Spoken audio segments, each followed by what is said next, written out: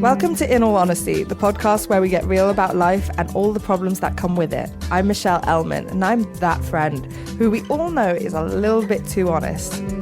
You might not come to me when you get back together with your ex, but I'll be there for you when it all goes tits up. Welcome back to In All Honesty, and this week's guest, honestly, I actually can't believe it.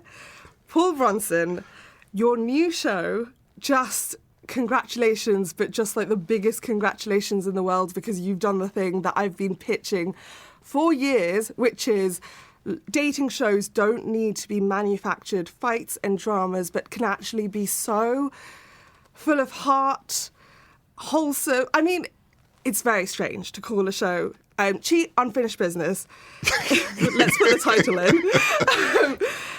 And then also be like, it's wholesome. But the thing is, it's because you're rooting for very real people, going through very real heartbreak, and there is nothing malicious or manufactured in it, because you can tell every single person there is rooting for everyone to come out of the situation in their best version. It doesn't necessarily mean stay. I mean, there's even a point in the show where you're like, there's the door. Right, there it is. But I think that's why I use the word wholesome, is because it's like there's no sensationalized aspect of it. It's just the true, raw, beautiful emotion that happens around infidelity. Yes.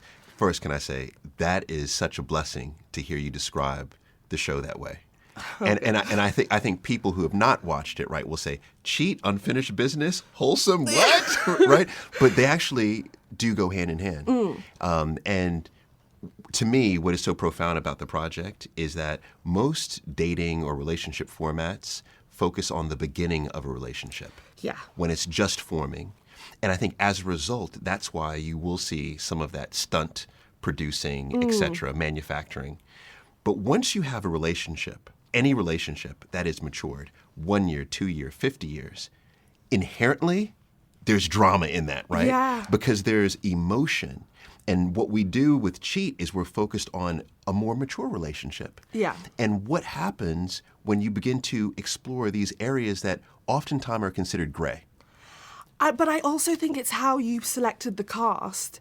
It's like every person there wants something out of it that is genuine for the relationship itself.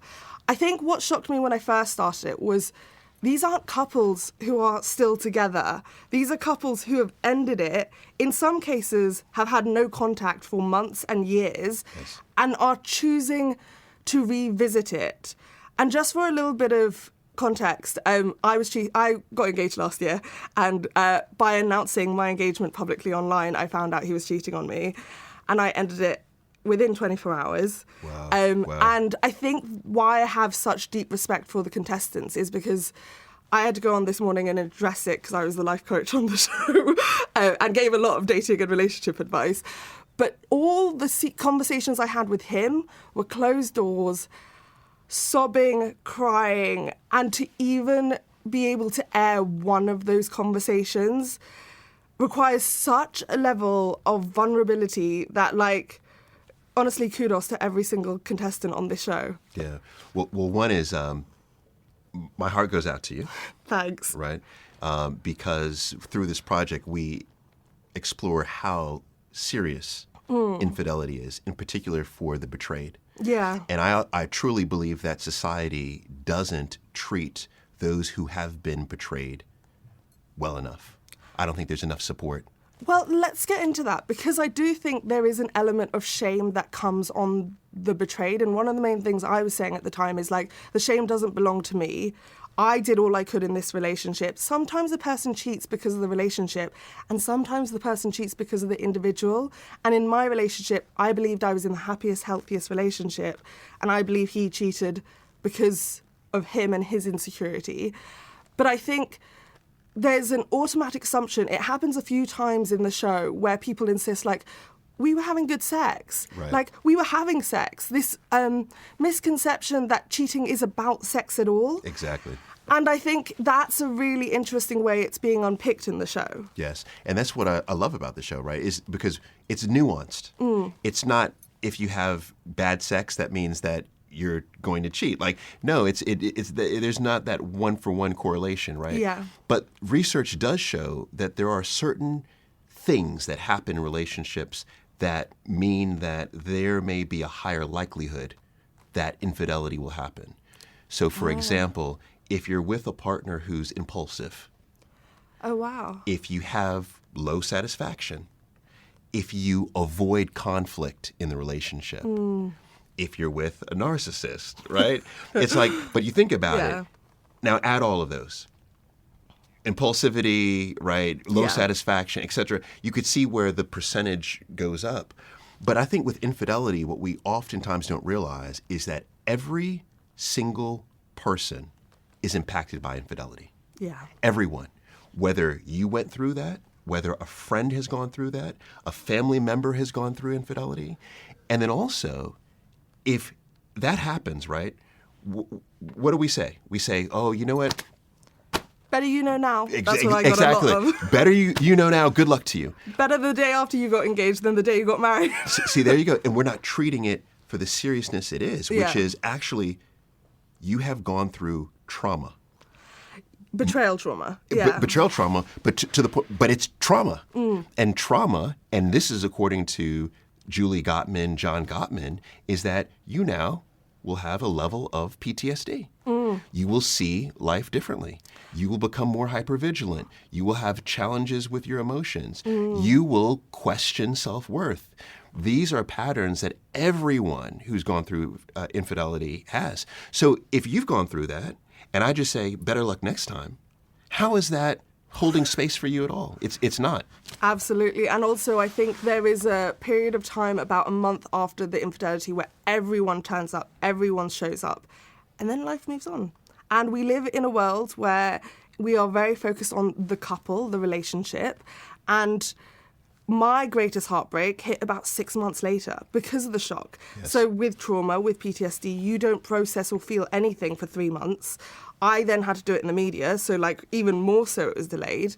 And then when it hit, everyone thought I should have moved on by then. But like, actually, it's such a long process. And a few of the couples within the show, like it's 10 years on, 3 years on, like a long time, and people are like, how are you still carrying this? And it's like, because it messes with your whole model of the world. It messes with the identity you have about yourself. Yes. And also, if I could have bet £1 million on anything, it would have been he was my safe guy. He was my safe space. So you are, I mean, you're hitting the nail on the head, unfortunately, through the experience, right, is that oftentimes we look at the act and we think that's the worst part of infidelity. Yeah. Oh, he had sex with someone else, or because remember, we're not even defining what infidelity is. It's different for other people. Different boundaries. But it's oftentimes not the act, it's the breaking of the trust. Yeah. And that's exactly what you're talking about. As a result of the breaking of the trust, you begin to then wonder, what was it me? Is it something about me? And you begin to question your space in the world. And so you see how significant infidelity is. And that's what I love about the project, is that you have many cheaters in the project who have no idea the consequence of their cheating. And they're able to learn that, not just through me or Amanda, but they're able to learn that through because we've actually made them live but with more others. so because they have to sit in front of that person. I think so many times when someone cheats, I think there is an element of some cheaters where it's very much cowardice and cowardly, and they don't have to face the consequence of seeing someone hysterically bawling in front of them. Do you get what I mean? Where like either the relationship ends and then you don't need to have the conversation, or they're lying for so long that they never get the accountability of it. Yeah, I mean, so you're referring to the reckoning rooms, right? Which are truly, those were intimidating to even film.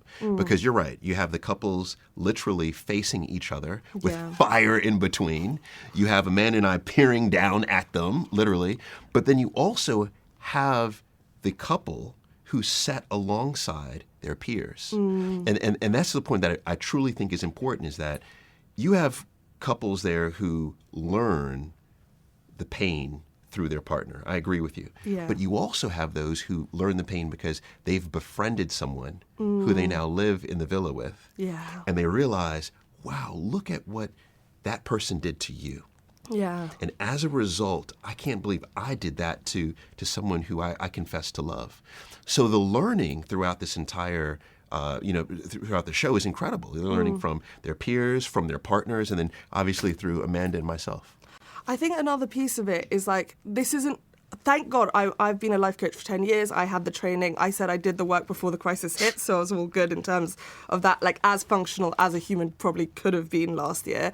But for me, it didn't rattle my self-esteem because I was like, it's not a reflection of my beauty. It's not a reflection of what I brought to the relationship, all of that element. But I think especially women have a tendency to self-blame of like, was I not a good enough girlfriend? Did I not have sex enough? Did I not have the kind of sex he wanted to have?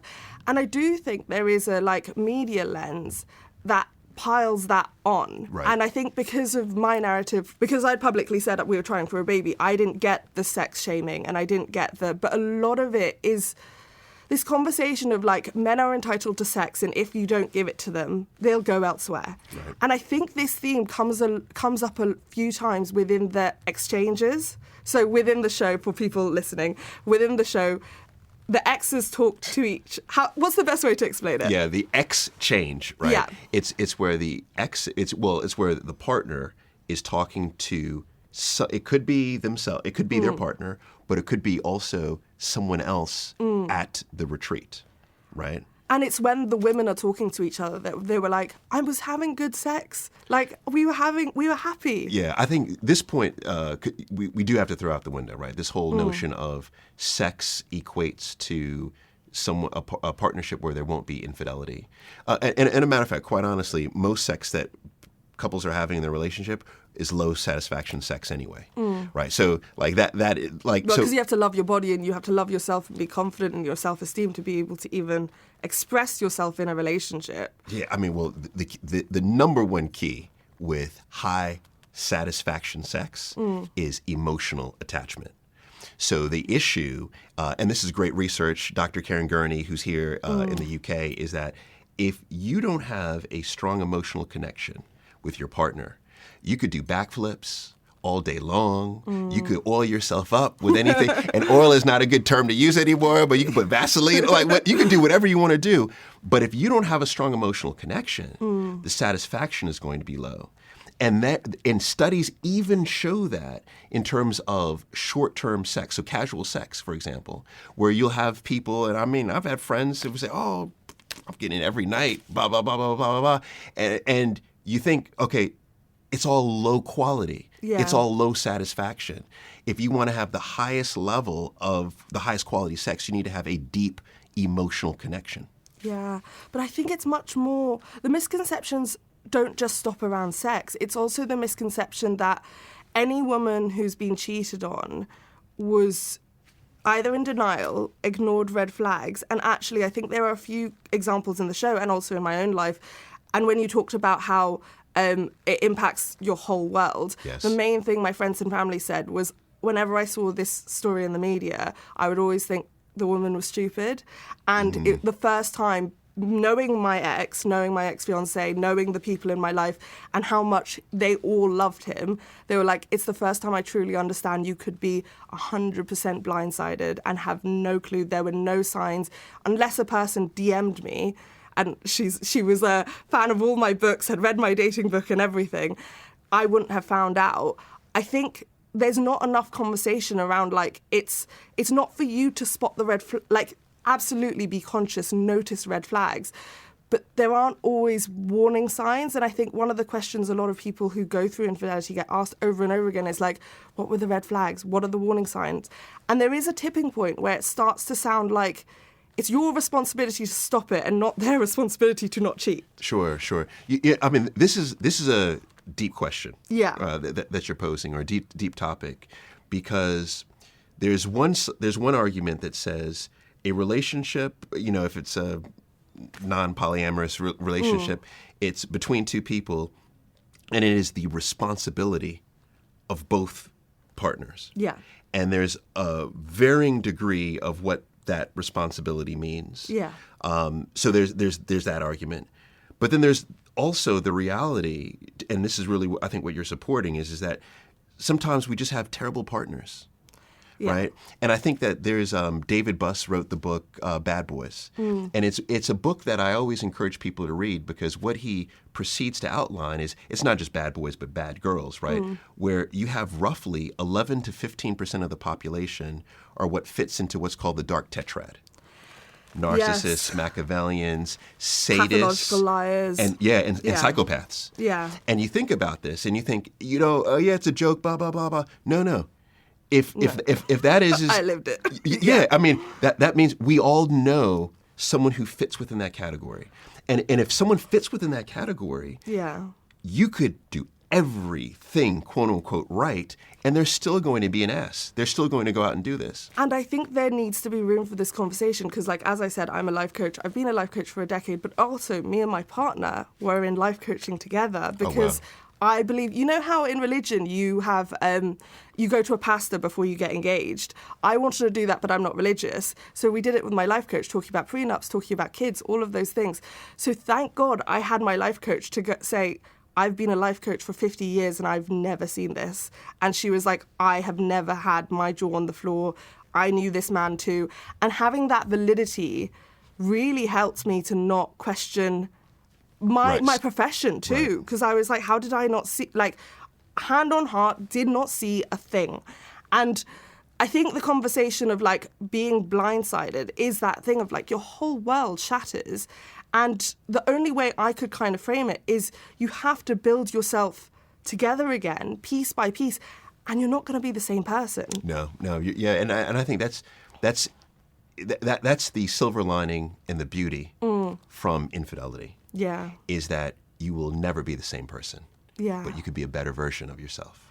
You talk about in the show how if you start again, you're basically starting a new relationship. Yes. And I'm so glad that you brought this up because I think there's a lot of theory that says what you're trying to do when infidelity happens is you're trying to reconcile and put back the pieces. Yeah. And I say no. I think the stronger model is that you have to first learn to forgive each other. Yeah. Right? So that's essentially the atone piece. And then attune is when you are learning to build something new. Yeah. Because you are with a different person now. Yeah. You're with a person that has a different set of skills. So let's not try to rebuild. Let's try to build something better.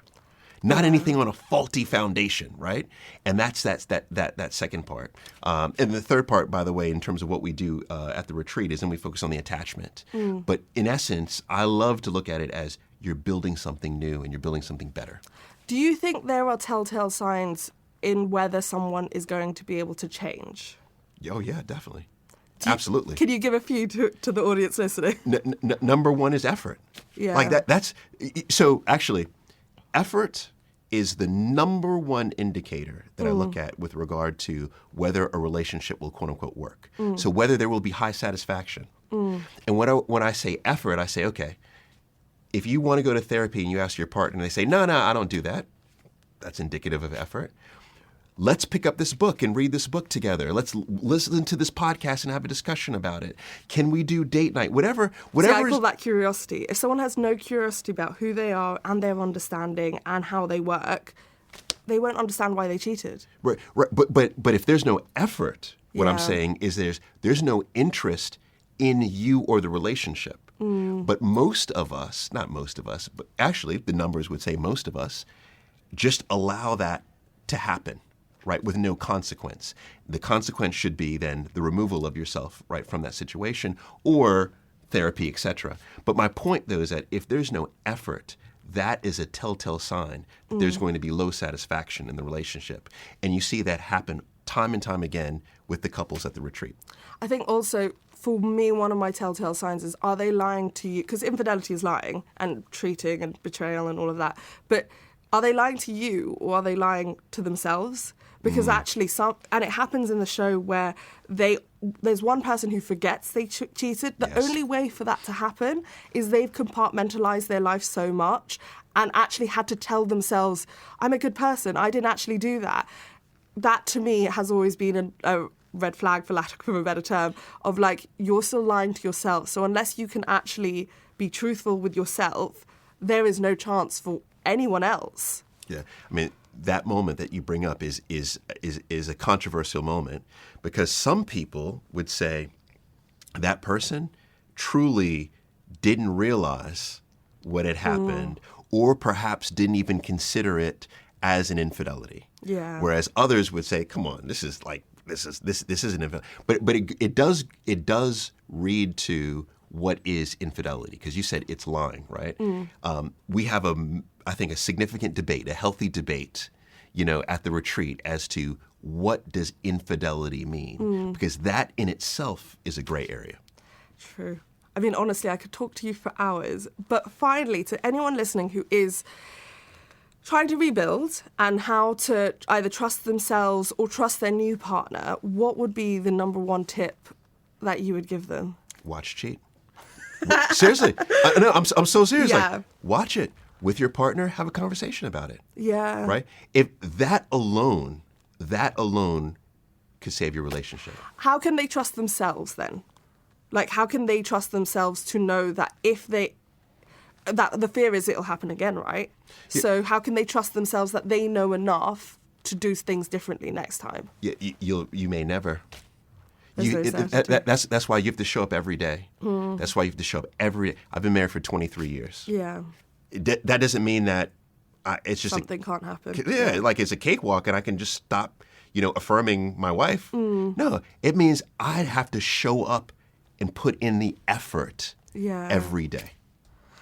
Thank you so much. I adored the show. I can't wait to watch the next 4 episodes. I watched the first 4. Yeah, you're ready. But I'm ready. The moment it drops, I'm there. But I genuinely, hand on heart, like, all props to you. You've created an amazing show. The advice you're giving on the show is just perfect. You know what? That is appreciated, especially coming from a peer, like a colleague. That is very much appreciated. Thank you so much. Thank you so much. Thank you so much for listening to this episode, and we will be back next Tuesday with a brand new one.